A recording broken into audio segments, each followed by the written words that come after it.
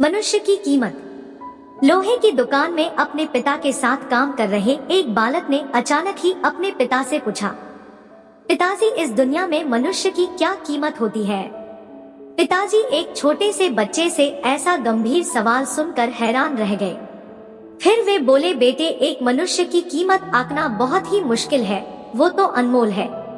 बालक, क्या सभी उतना ही कीमती और महत्वपूर्ण है? पिताजी, हाँ बेटा। बालक कुछ समझा नहीं, उसने फिर सवाल किया, तो फिर इस दुनिया में कोई गरीब तो कोई अमीर क्यों है? किसी की कम रिस्पेक्ट तो किसी की ज्यादा क्यों होती है?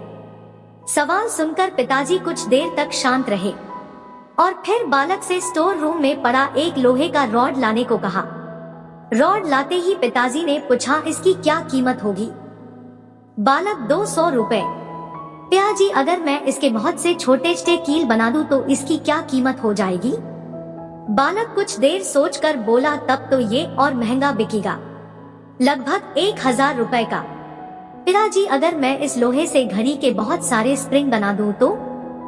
बालक कुछ देर गणना करता रहा और फिर एकदम से उत्साहित होकर बोला, तब तो इसकी कीमत बहुत ज्यादा हो जाएगी। फिर पिताजी उसे समझाते हुए बोले, ठीक इसी तरह मनुष्य की कीमत इसमें नहीं है कि अभी वो क्या है, बल्कि इसमें है कि वो अपने आप को क्या बना सकता है।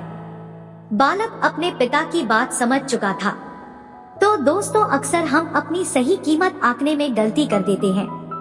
हम अपनी वर्तमान स्थिति को देखकर अपने आप को किसी से कम समझने लगते हैं, लेकिन हम में हमेशा अथाह शक्ति होती है। हमारा जीवन हमेशा संभावनाओं से भरा होता है। हमारे जीवन में कई बार स्थितियां अच्छी नहीं होती है, पर इससे हमारी वैल्यू कम नहीं होती है। मनुष्य के रूप हमारा जन्म इस दुनिया में हुआ है, इसका मतलब है हम बहुत स्पेशल है।